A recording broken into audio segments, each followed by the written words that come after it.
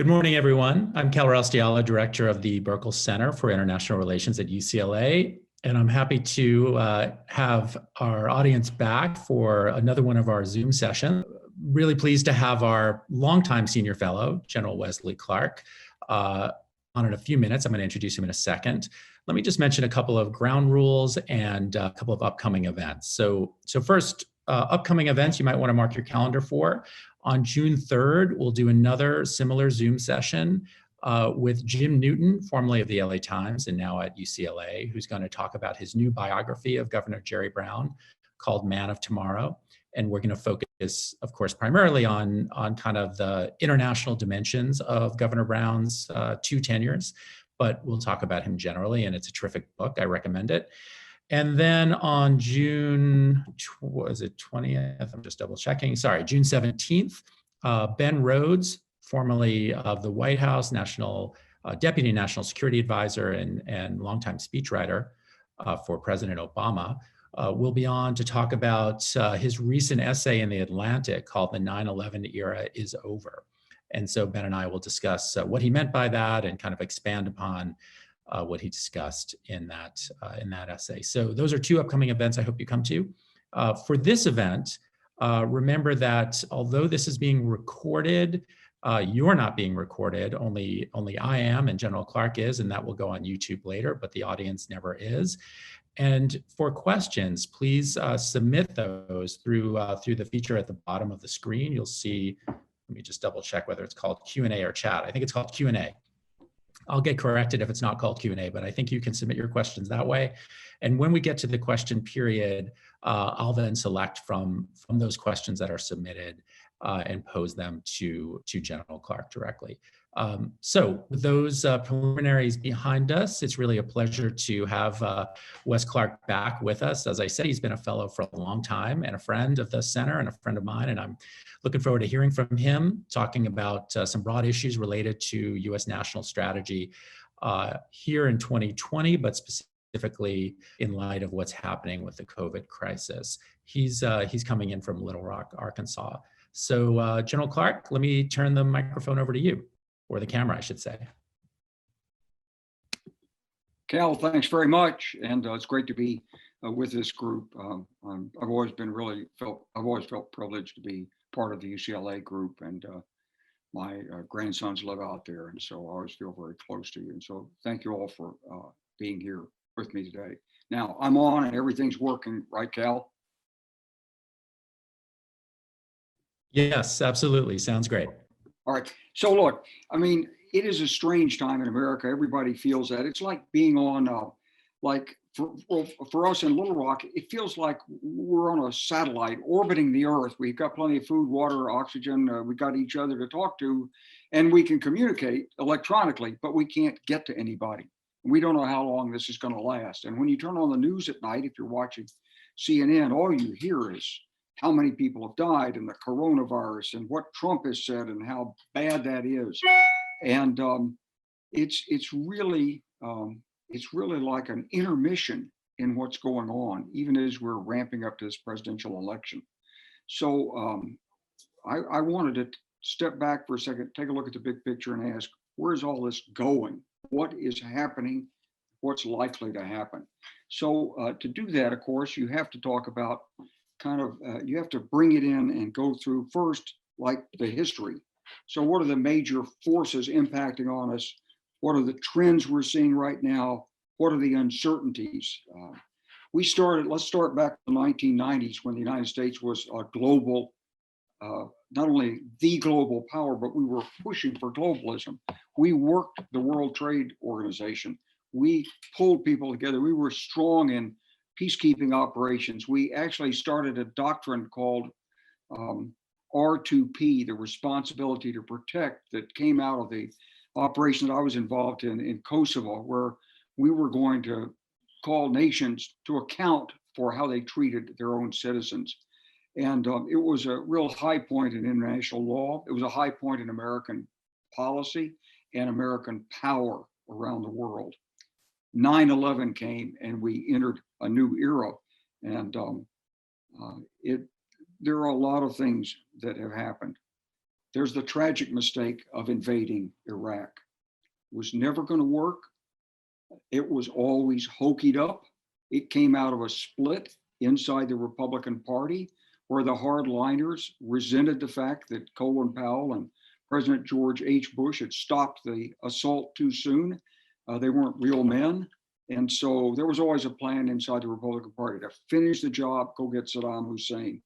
One way or another, they convinced themselves after 9/11 that they had a reason to do it.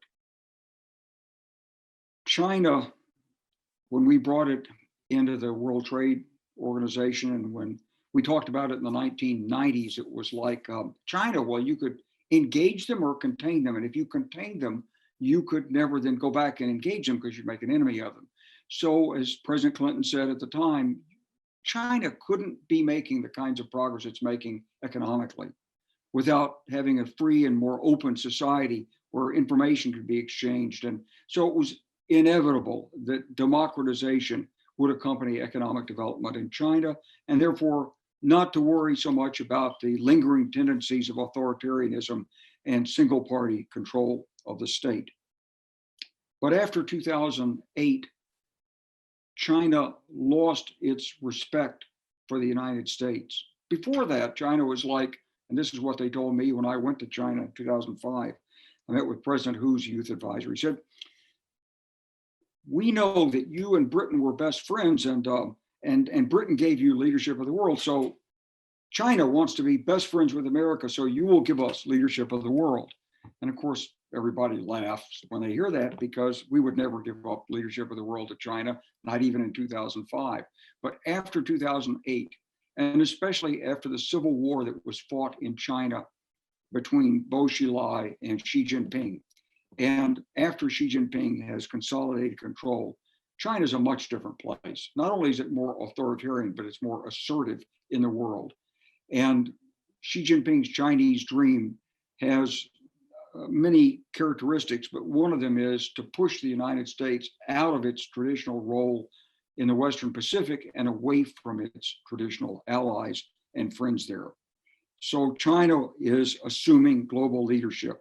At the same time, the United States was, after 2008 with President Obama, trying to craft a new Mideast policy, trying to withdraw forces, trying to end this dysfunctional conflict, this horrible conflict between Sunni and Shia, between the Persians in Iran and the Arabs in Saudi Arabia. And we ended up with an agreement to freeze the Iranian nuclear program, but we did not get an agreement to freeze Iran's terrorist activities or its efforts abroad to become a hegemonial power in the region. And so that trend was going. Look, Russia decided, in the 1990s, we always knew there was a risk that we might face a resurgent Russia, but President Clinton had a relationship with Yeltsin, and we had the Chicago School of Economists in there, and we thought that not much was really going to happen bad, and they were just having trouble sort of getting their feet on the ground at democracy. And there were elections, and the regional governors were elected, and it was looking reasonably positive despite the corruptions and the lingering influence of the KGB. And this all changed starting really in the mid-90s, and finally Yevgeny Primakov became the prime minister of Russia. And he said, Russia is a great power. We're never going to be secure. We're never going to accept the leadership of the United States or the hegemony of NATO in Europe, and we must fight against it. Putin became president, took a while, he did some head fakes. I had a nice visit with President George W. Bush in Texas, but they were never going to be our friends. And in 2008, during the Olympics in Beijing, Russia invaded the sovereign country of Georgia, still there, and every year it encroaches a little more with its forces on Georgian territory. It was a test for Putin of how good the Russian military was. Well, they weren't very good. So he's reformed the Russian military, so he's working to push outwards to regain the Soviet space got pretty frustrated with what happened in Ukraine in 2013-14 because it messed up the Eurasia Union, but he found a way to get into Syria. He pried the door open to the Middle East, and he's there. President Obama said it might be a swamp. He might get bogged down there, but he's not seeing it that way, at least not so far. Of course, Russia and China are now closer together than they've been for a long time, and we're watching this. But what happened to us at home is we faced, after 2008, the failure of neoliberal economics in the United States. And I know if you're a Democrat, you're going to tell me it was a great recovery and every year jobs were added. But if you went to the Rust Belt, and President Obama knew this and tried to fix it, but he couldn't, because macroeconomic policies, low interest rates, low inflation, do good things for the business community, it's not enough to bring those jobs back to America. And so there was disaffection. And now what we're recognizing is actually what we did was we helped big banks at the expense of small banks in 2008, 2009, and in the recovery. We used the Fed. Okay, we avoided a depression, true, and eventually people got employed, and under Trump, the employment rate went down real low, but it didn't go down quickly, and we helped Wall Street rather than Main Street, and that's a fact we're having to live with. One thing that did change in the United States, though, was we became almost totally energy independent in terms of hydrocarbons. They found in the 1980s that they could go to what they call source rock, where the oil and gas bubble out of this hard rock and they form pockets. And that's what we were, for 100 years, that's what we were finding. We were finding oil, but we weren't getting at the source of it. Well, through hydraulic fracturing, they learned to get at the source of the oil. And now we're 13 million barrels a day, where we were before the last month or so, a net exporter of crude oil. We could send it all over the world, and we found we could get to as much oil as mankind really could ever need, and certainly enough to destroy the planet.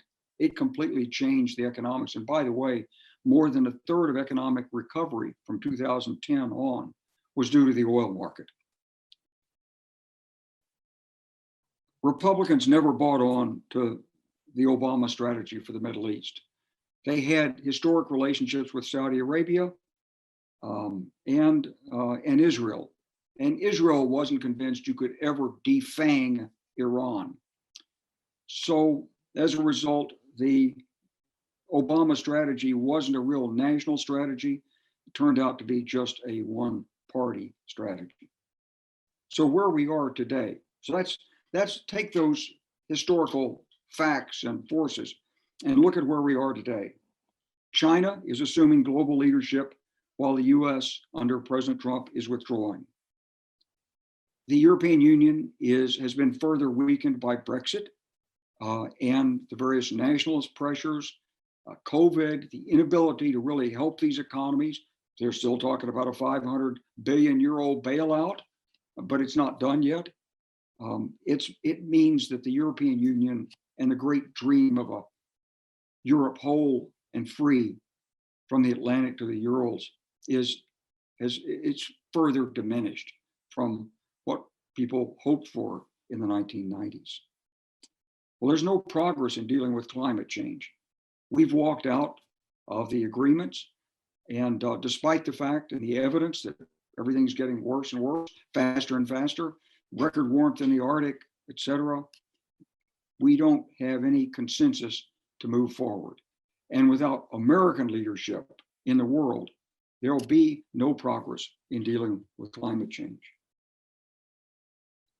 Russia's moving out in the Middle East. Now, their plan in the Middle East is they're going to take over Syria's oil resources, and they're going to then blackmail the European Union into funding the rebuilding of that destroyed oil infrastructure. They're also very actively engaged in Libya, and they'd like influence in the Libyan regime and working through General Haftar there. Russia's also got a working arrangement with Iran. Now, how much they want this versus Saudi Arabia? No. They just want to be involved and be able to seek Russia's interest at the expense of everyone else's. So they'll tilt one way, one day, one way, another. They certainly don't want to be tied down to the Iranians, but they also want to be friends with the Turks, but not tied down. And they can use the Saudis from time to time, even though right now there's a bit of a dust up over the oil markets. In Eastern Europe, Russia has a really strong grip on Ukraine through their support of the forces in Eastern Ukraine, through Russian diplomacy, and through the absence of actual American diplomatic support for Ukraine in the way we could have supported. We've left this to the Europeans. We put it on Angela Merkel and Macron, and these countries have never been strong enough to stand up against Russia. That was the whole purpose of NATO. They're not strong enough now. In the 19th century, everybody in the world of geostrategy believed the center of the world was Ukraine. But actually, right now, the center of the world is Western Europe. And both Russia and China are contending to dominate Western Europe, just as the United States is engaging in quarrels, talking about tariffs, wanting to put pressure on Germany for not paying their share, and backing away from NATO. This is the time where Europe is the center, it's the cockpit of conflict because of the great industrial potential. China needs it, Russia needs it to stand against China. And the United States needs it, but we're playing to these sentiments in the United States that we've been taking advantage of, the Europeans. In the Middle East, there'll be grinding conflicts continuing. And Cal, I hate to say this, but, and we should probably discuss this, but I think it's inevitable that nations are going to move away from a rules-based international order and the accompanying tenets of international law, to the extent that the United States is not there to lead and help enforce. So we may be dominant in certain technologies like medical technologies, and we'll probably maintain that. I mean, it's amazing what we're doing with respect to COVID, more than anybody else, faster than anybody else, 20 potential vaccines out there, stuff's already being tested. It's really impressive. We still have great science. And through the system of the market, we have great competition for success.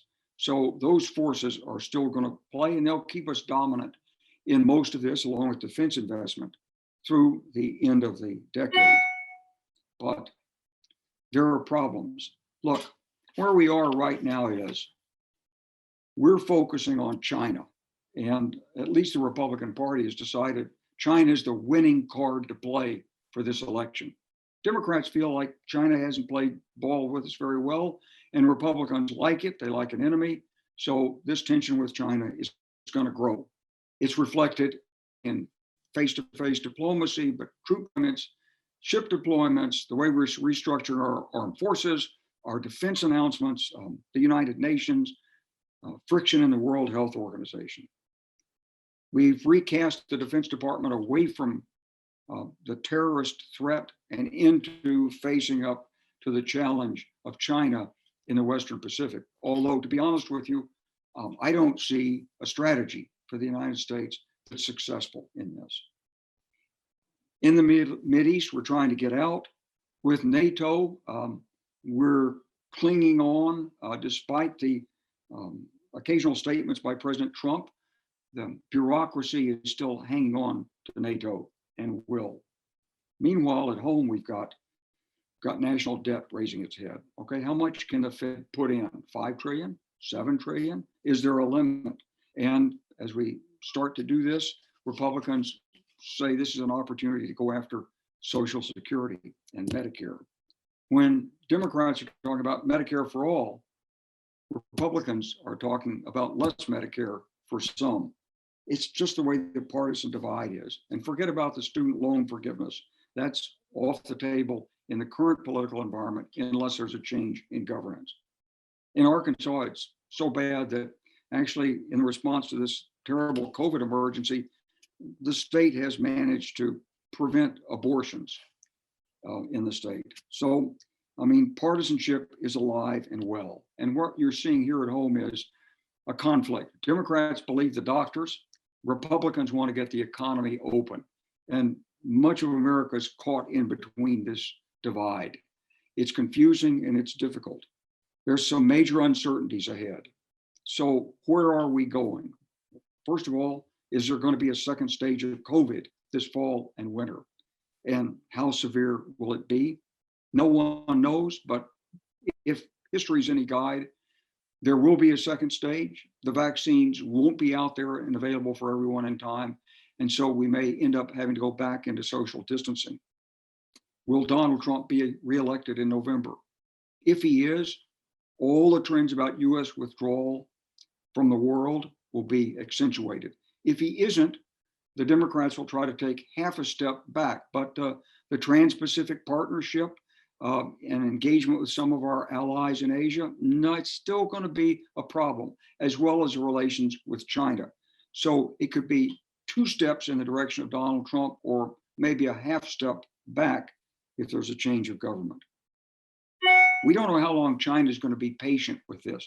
China plays a long game, and traditionally, they don't use force except when they think they're losing. But under Xi Jinping, there's more pressure, there's more military pressure being brought against Taiwan. We've never said we would defend Taiwan, but we've never said we wouldn't. And so there's a sort of dance going on. The Republicans want arms sales to Taiwan. China objects. China sends its forces out there. We know that if we put aircraft carriers in and around Taiwan, they're vulnerable to being struck. And it only takes the sinking of a single US aircraft carrier in a conflict to be declared the loser if you're the United States. So we have to be very careful during this period. And a lot of it depends on whether China thinks it can win, continue to win by playing the long game, or whether President Trump is so successful in turning the whole world against China on the basis of COVID and other things that the Chinese feel compelled to take dramatic action with the forces at hand. And finally, we don't know what Putin is going to gain out of this. We know he's running scared in Russia right now from public opinion. If you're a dictator, that usually means you need a distraction. And Ukraine is available for distraction. Maybe not before the election, but certainly in the winter time frame, Ukraine is going to be increasingly vulnerable.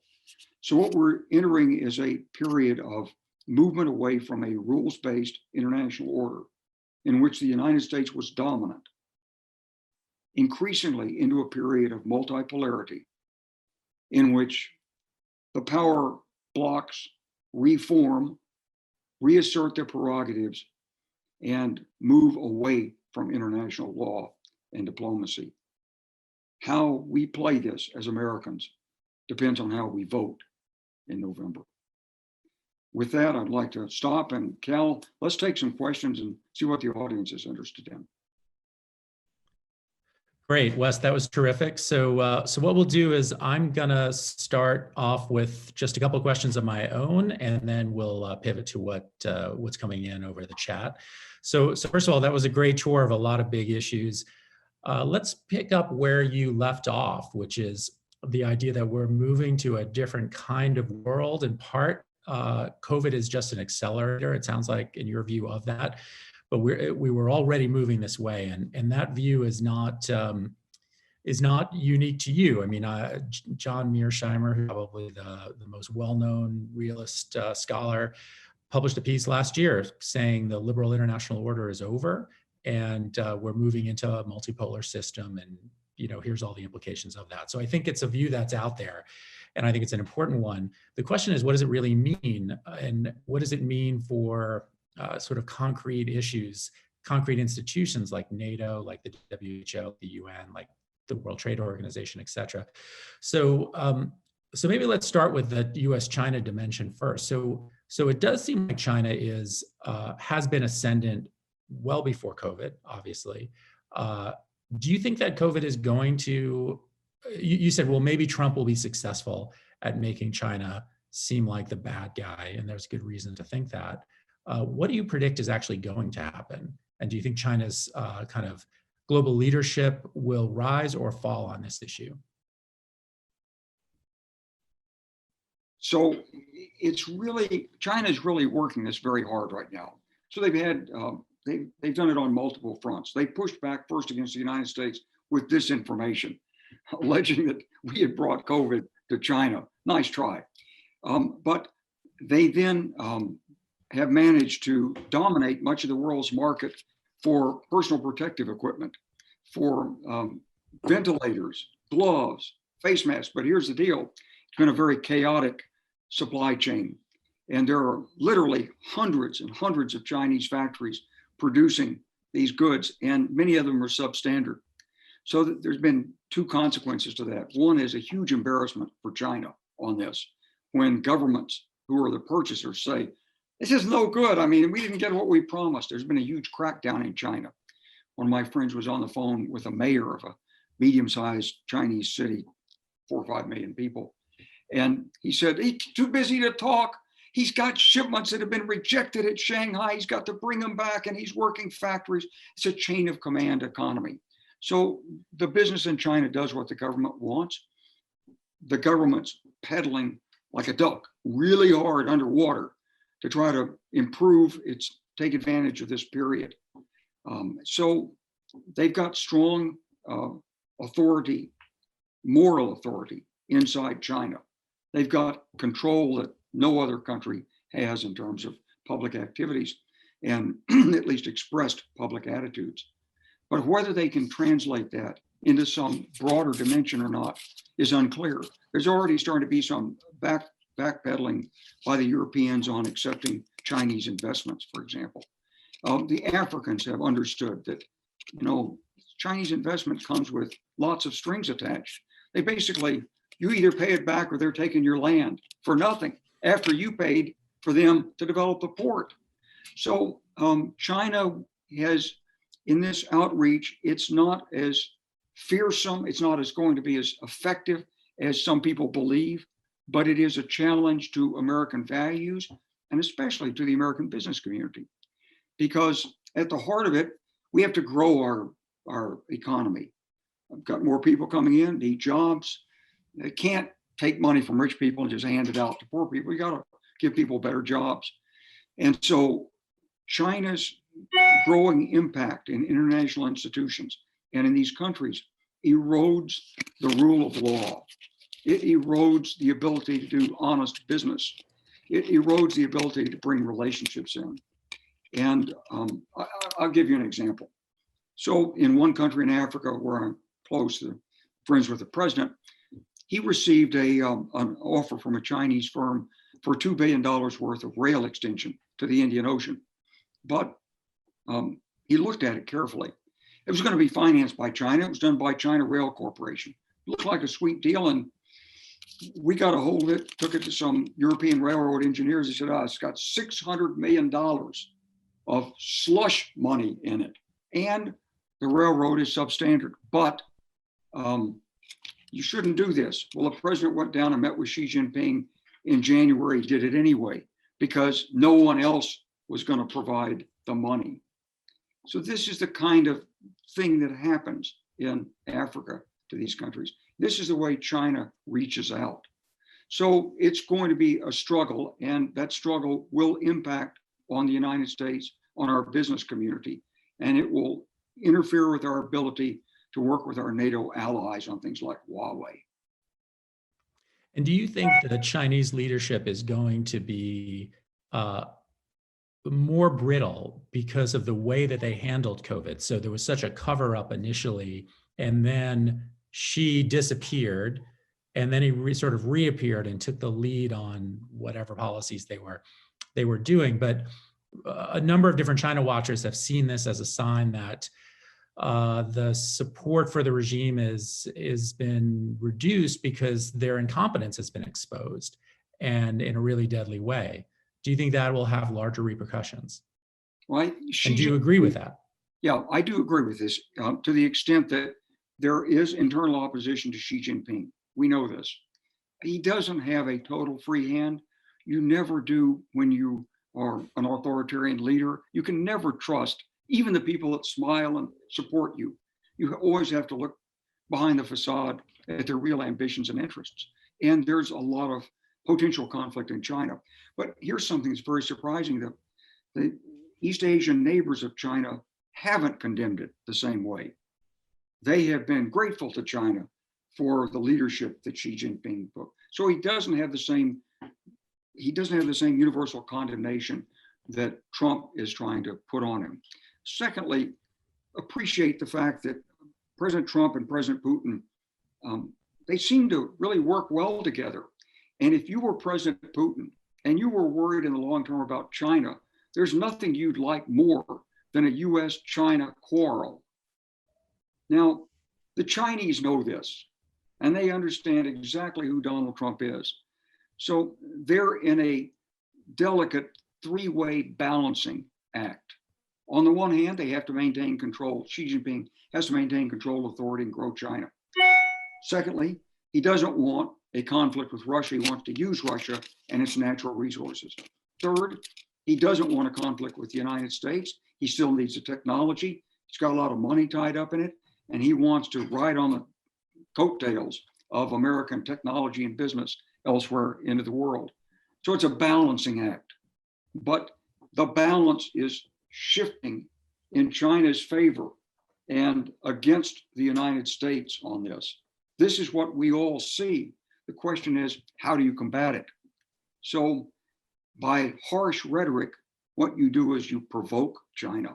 And this is really our danger, is that Xi Jinping takes the rhetoric, he listens to Donald Trump, he looks at what's coming from these European allies, Italy, France, Germany, say, you have covered up on COVID, and he feels he's threatened. And if China feels threatened, China can take action. Well, we have a huge number of questions, so I'm gonna start jumping into them. Quick. I'm gonna go quick then. Yeah, no. We have about 30 minutes and a lot of great questions, but they're deep questions. So I'm just gonna start with a few, and then we can adjust accordingly depending on the kind of question they are. But so one of them really follows closely on what we were just discussing. So the question is, what could a Democratic administration do to reinstate a rules-based international system? So in other words, if we see a change in the fall, is there anything we can do to arrest some of these trends we've been talking about? Yeah, well, you have to start by rebuilding your alliances with Europe. And that means working through the various conflicts of interest that have emerged through the Trump period, the prices of automobiles and so forth, what happens with Brexit, because you can't move forward with a rules-based order without help from Europe. And secondly, you then have to work Africa in a serious way. Africa is the cockpit in which the challenge to the rules-based order will be felt first. President Buhari of Nigeria was, before COVID, was in Moscow, summoned there by Putin. And Putin said, this is secondhand information, not firsthand. Putin said, you better start listening to respecting Russia.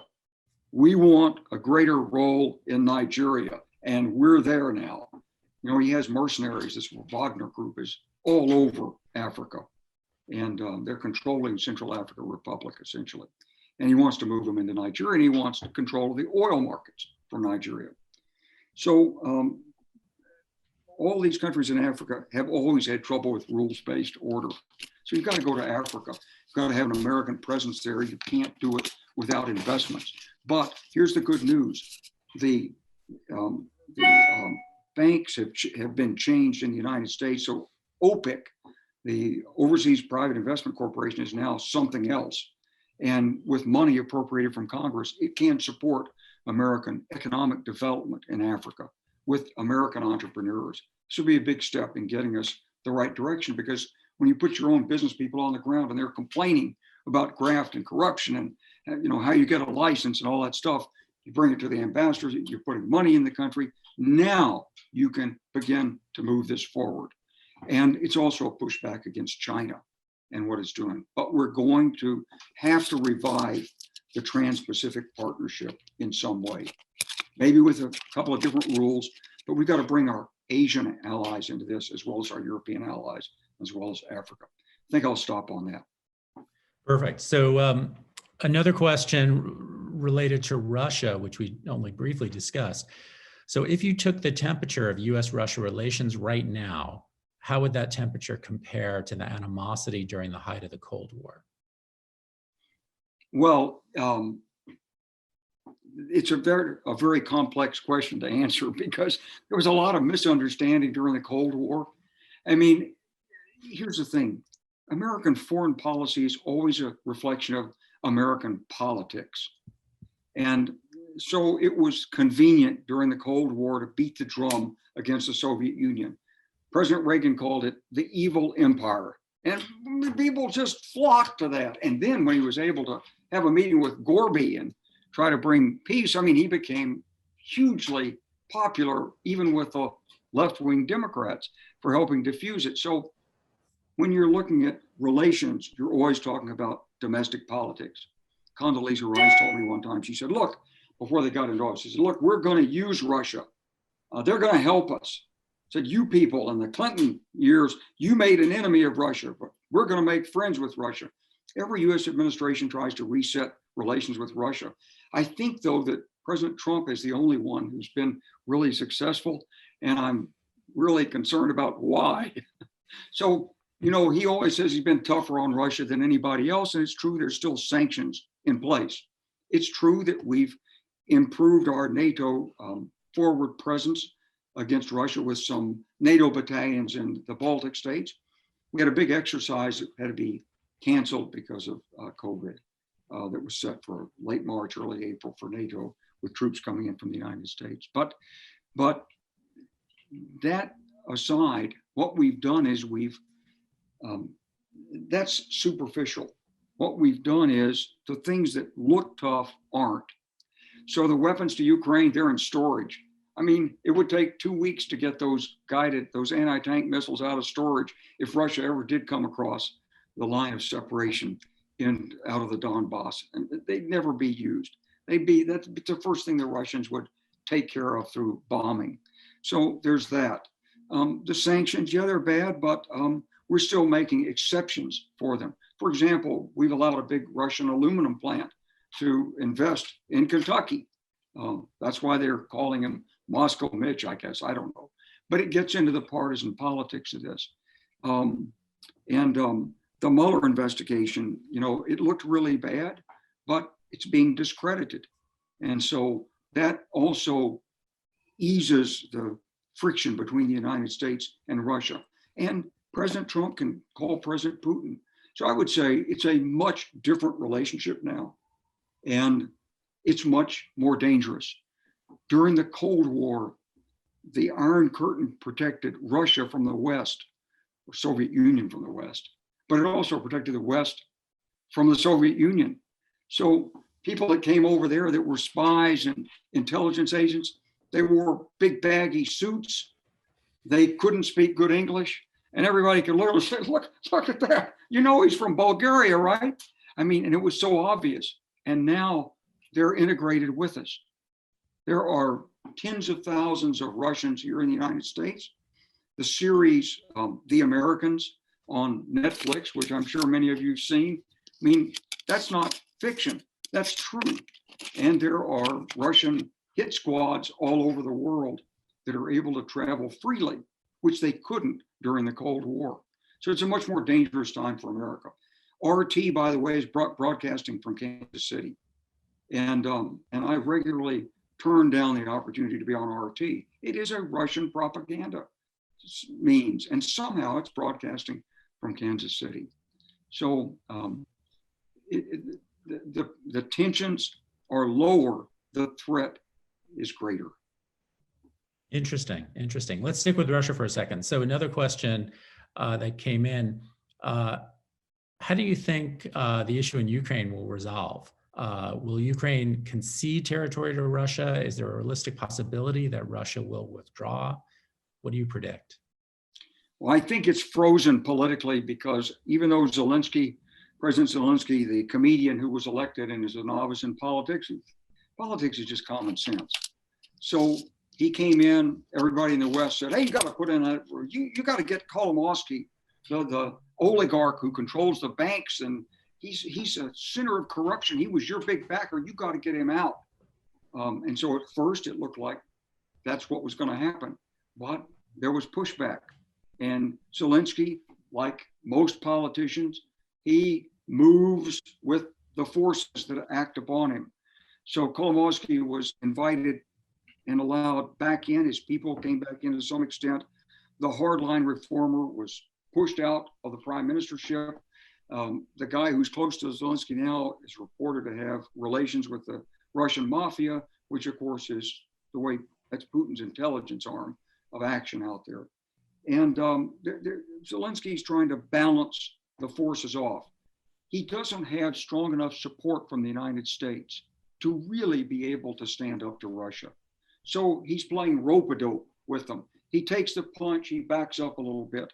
I think his heart's in the right place. I think there are a lot of people in Ukraine who will stand firm against Russian encroachment. And I think, and Putin, as long as it's a very low cost, it's on the shelf. It's a crisis on a shelf waiting to be used at the appropriate time by Putin.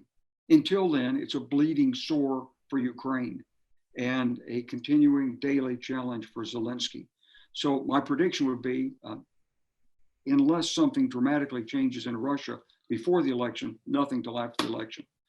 And then it could well become the first crisis a Democratic president has to face.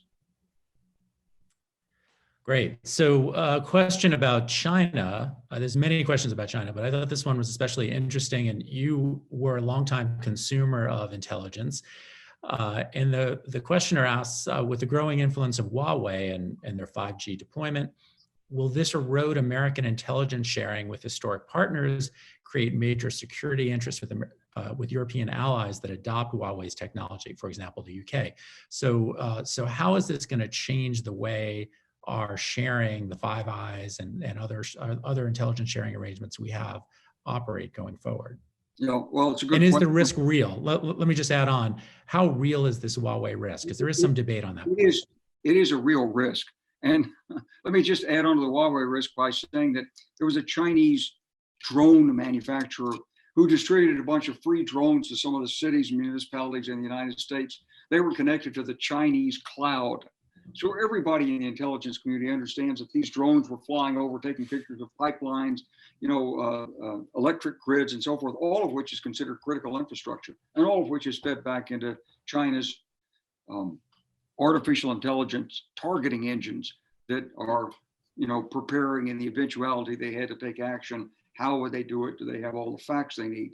So Huawei is a real threat, and through Huawei, they have access to communications and data that they would not otherwise have. Will it destroy our intelligence sharing? Well, look, no, it won't. And it makes our European allies more vulnerable. It gives China more traction in those societies, but we have many ways of protecting our intelligence and our intelligence activities. And as long as that intelligence sharing is valuable to our allies, which it is, they'll work double hard to persuade us they're safe. And I don't know that, many of the people here probably have not been inside the intelligence community. Some of you may have been inside it, very well. There's a sort of Five Eyes agreement. So we only really share sensitive intelligence with Canada and Australia, New Zealand, and UK. We don't share it with France or Germany, and for example, or certainly not Italy. But there's stuff we don't share with anybody, and a lot of stuff that we don't share with anybody. You never know what you don't know in the intelligence business. I'm very confident that we'll hang on to what we've got. It's not Huawei. It's really about the greatest risk, Hal, is always human penetration. That's the greatest risk. Our greatest failures have been with people who were inside our intelligence community, who, for whatever reason, decide to throw open the doors, take money, give out. I mean, The stories are legion that do this. Now, it happens with Russia too, but Russia has a way of retaliating. And, you know, we haven't been nearly as hard-hearted, let's say, as others have. A couple of questions that came in, actually more than a couple, about the question of international institutions. And you mentioned this a few times in your opening remarks about what the implications would be of a retreat from a rules-based order. So, so first question is, what do you think of the Trump administration's push to defund the World Health Organization? So maybe answer that both in terms of what does it mean for COVID or global health, but then also, is it a sign of something bigger? Yeah, well, it's a problem for us. I mean, what you'd like to be able to have these international institutions jump to what we believe is our own U.S. national interest. I mean, we're not a disinterested party in this. It's not like Americans come from Mars and we say, oh, you Earth people, get together and do what's good for everybody. No. We use all these institutions to support our own interests. And really, our interest comes from domestic politics.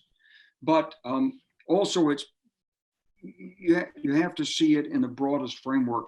There's tremendous networks of international cooperation in the medical field that have nothing to do with the World Health Organization. They're cooperations of respect, of shared business ventures, of scientific ideas that are exchanged between people. And one of my friends in the Los Angeles area is working on a corona treatment, and he's working with people in Italy because he knows them and trusts them. It has nothing to do with the World Health Organization. But what we needed the World Health Organization for is medical intelligence early warning, and to protect and be a helper for American response in things like the Ebola crisis where we use them. So they're an organization that can help us. And when we turn our back on them, we make life more difficult for ourselves. I mean, I would add also that it seems like one of the criticisms we've heard from the right, but also sort of across the spectrum, has been that the WHO was overly credulous about Chinese claims. And part of the problem is that China has become a huge funder of these international organizations, exerting a lot of power on issues like Taiwan. And our retreat is only going to feed that. And that not only seeds the terrain, but also in this particular case can lead to even worse outcomes for infectious disease. So I think it's a kind of doubly bad thing. But a related question about international institutions. So the question is, General Clark, can you comment on the current state of the International Criminal Court and its future prospects? And do you have a good anecdote from your experience there? Well, I want to come back to the ICC because I want to just, Cal, you brought up something we have to just have one more word on the internet. Go ahead. Look, China has a whole of society approach. It has a national strategy. It uses these international institutions. There's not a single Chinese representative on any international institution who will speak up of his own accord and say, well, this is my opinion. I'm not sure what they say in Beijing, but just, as a real Chinese businessman, I want to tell you how it really is in China. Are you kidding? That's like he'd get his head cut off. But so do most of the other countries. So here's a real life incident. In the United Nations, we have a international council that allocates satellite positions in geosynchronous orbit. And this was done because otherwise you'd have all the satellites competing with each other in one spot. And so there's an American representative on this, and there's a French representative and so forth. The American representative is a woman who's got some satellite and some telecommunications experience, who is in private business. She doesn't take instructions from the American government. So when it came to try to block Iran from having a geosynchronous satellite, the French came to us and said, hey, we got a satellite there, you should help us. You go to the US government and say, you're right. This would be really bad if the Iranians get that orbital position. You go to the person who's sitting on the UN council that decides, and she says, well, but if you look at the record and stuff and legally, I think Iran is legally entitled to this position. And so therefore, no, I'm voting against the American interest on this. And the French government came to me and they said, how? What kind of government has its participation in international organizations like this? Nobody would do this. You're lying to me, America. There must be some secret reason you're against France. And that's why she's voting that way. Tell us the truth. but there wasn't. See, the Chinese were so much more adept. So it's not only the money, Cal, it's the fact that they know what they want and they go after it, after it, after it, after it. Remember the Trump administration, for them, pandemic was like, hey, that's an Obama thing. Let's get rid of it. We don't need it. It's the same way the Bush administration treated, Richard Clark before 9/11, when they tried to tell the Bush administration, you're going to have a real problem with Osama bin Laden and terrorism. They're like, no, that's a Democratic problem. So they washed it away. It's the exact same thing. On the ICC, what you have is it's peaked, really. I mean, it was always ponderous. It was always difficult. Unless you conquer a country, you can't get access to what you need to do and the information to really prosecute. So in the case of Rwanda, for example, basically, yes, we could prosecute Hutus. In the case of the Balkans, it was really hard because we had to fight for every scrap of information. We never did get the Serb files. It's one-sided. And as a result, it's excessively legally scrupulous. Look, that commercial Malaysian airliner was shot down over Ukraine in 2014, and nothing's happened yet, except more disinformation from Russia. So I believe in these institutions, and I think they're important, and I think we have to emphasize them and strengthen them. If I had my way, the United States would be part of the International Criminal Court system. We wouldn't duck it, and our soldiers would follow the law as international law and set the example. But it was politics. It wasn't that the Clinton administration didn't believe in it. They couldn't get it through the Congress because it's the way Americans see the world. That's why so much depends on this election. Yeah, let me ask about the election. So a couple of people, many people actually have asked about your claim earlier that we're retreating or a rules-based order is dying. And so there's a number of questions I'll just kind of summarize as, what do we do about that? So in other words, what will American strategy look like in a less rules-based order? But then related to that, if you could, Joe Biden, you have experience with people who are likely to be leading American foreign policy if Biden wins in the fall. What do you predict he's going to do about the kind of grand strategy questions we've been discussing? So on the first, I mean, the slide away from international institutions is inevitable. We have resisted the rebalancing of the United Nations Security Council, for example, for 25 years. It was clear that China at some point was going to have to come on. They came on, but what about India? What about Brazil? I mean, why is it France that's still on the Security Council?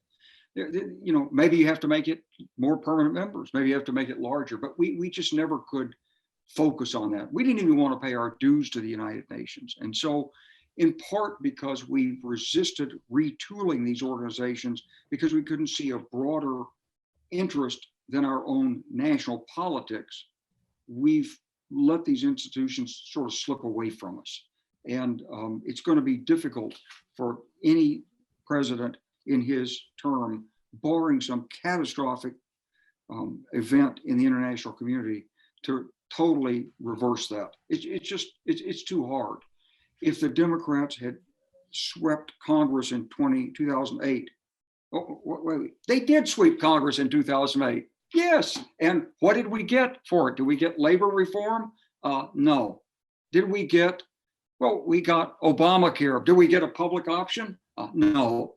And so that was even after we had control both houses. So even if Joe Biden comes in, he's going to have a hard time reversing many of these forces that are out there. And that's the problem. He's going to certainly make a trip to our allies. He's going to reinforce NATO. He's going to, but we don't want bad relations with Russia or China.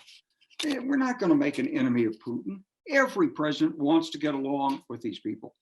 And we're going to still have to, support Israel in the Middle East, and we're still going to want to be friends with Saudi Arabia. And We'll try to do something with Iran to sort of resurrect that strategy. We'll try to bring Iran back in.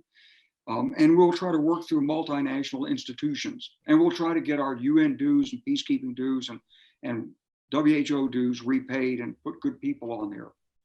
But America is a very different system than China and Russia in that the president, except for Trump, a Democratic president cannot really control and impact the business community.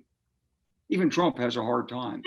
But for example, when the atolls were being built in China, it would have been really easy for someone from the White House to call up ExxonMobil and say, get your damn rig out there in the South China Sea and in some of that international water and start finding us some oil out there. And then when the Chinese object, say, hey, get those boats away from our rig, that's international waters. Instead, we use the military as an instrument because we weren't adept enough to use the whole of society the way the Chinese have done it with fishing boats and other things. So there's an asymmetry there that makes it hard for Americans to compete.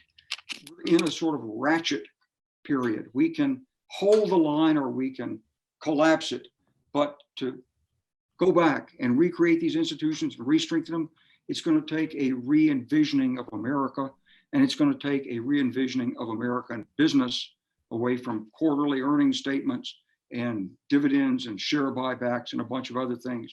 And I know that for those of your listeners who were big supporters of Elizabeth Warren and Bernie Sanders, you think all that's coming. But as somebody who also has a lot of relationships in the business community, I can tell you those are really unpopular measures. And if the Democrats are elected, they'll have to think their way very carefully through the trade-offs that are involved. The inside story on why there's no public option in Obamacare is that while it was being considered, there was a meeting at the Hay Adams Hotel in Washington. The White House staffer who was running Obamacare was invited over. A bunch of the big lobbyists said, for the pharmaceutical companies and the health insurance companies said, hey, bud, listen, we understand you guys are talking about a public option. I promise you, we'll put $500 million of lobbying against you, and we'll defeat your bill if you put a public option in. He went back to the White House, hustled back, said, hey, guess what happened to me? There was no public option because Democrats were pragmatic. They said, why do we have to go through this fight for the public option? Let's get as far as we can, take what's available, and then we'll work it later. So this is the kind of political reasoning that Democrats generally exhibit. And that's why I say it's hard, barring some catastrophic event, to move past that. Even if the Democrats win the White House, the Senate, and the Congress, there'll be pragmatic reasoning. Was it Will Rogers who said, I'm not a member of any organized party, I'm a Democrat? And it's true today as it was 96 years ago. It's the way it is. The two parties are totally different, Cal. And so I respect the people in both parties. Most of them are earnest and sincere people. They're trying to do what's right for the country as they see it. But the charge that you sometimes hear from young people that, oh, both these parties are the same. They're absolutely different, and different in orientation, different in capacity. And it's that slice of people in the middle who make the difference. But I know we're running out of time. I just want to say this for the listeners, those of you that are in college, that are young people, please think about what this election is going to mean and vote. I don't care whether you vote for Democrats or Republicans, but you know, you always hear what young people think, but then you don't see the young people's impact on the election outcome.